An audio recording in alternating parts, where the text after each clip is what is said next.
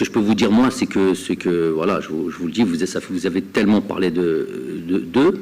Je peux vous dire que Raïn Aït-Nouri est affilié à la Fédération algérienne de football.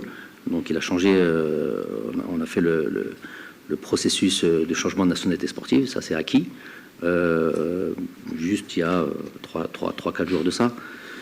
Donc ceux qui ont sorti l'information qu'il était sûr officiellement en équipe nationale d'Algérie pour le mois de novembre, ceux-là n'avaient pas d'information du tout. Parce que finalement il a été que, il y a 2 jours ou 3 jours, on a reçu le document de la FIFA qui nous dit qui nous confirme que le joueur est maintenant lié à la Fédération algérienne de football. Il ne pouvait pas venir pour ce stage-là parce qu'il y avait des choses privées, personnelles et profondes qui remontent depuis un moment.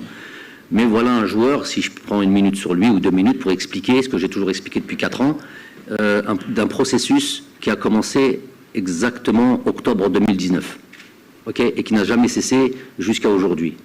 Et donc, ça a commencé en octobre 2019, et ça s'est terminé, on va dire, ça s'est terminé, puisque il a fait son changement de nationalité sportive, voilà le but de la chose, il y a 3 jours. Et aujourd'hui, il a 22 ans. On a commencé à discuter à partir qu'il avait 19 ans. Voilà, moi, ce qu'on m'a demandé à ce moment-là, ou pendant toutes ces années-là, c'est qu'à 19 ans, quand il avait 19 ans, je devais dire « Hadart ma'ah, ma qbelch ». Est-ce qu'aujourd'hui, à 22 ans, il serait venu avec le dart qu'on a fait?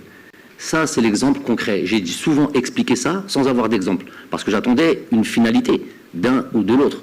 Des gars comme Aït-Nouri, il y en a 4-5 comme ça. Ok? Oussama Aouar en fait partie. Mais j'ai dit Aït-Nouri a changé de nationalité sportive. Le reste, c'est autre chose.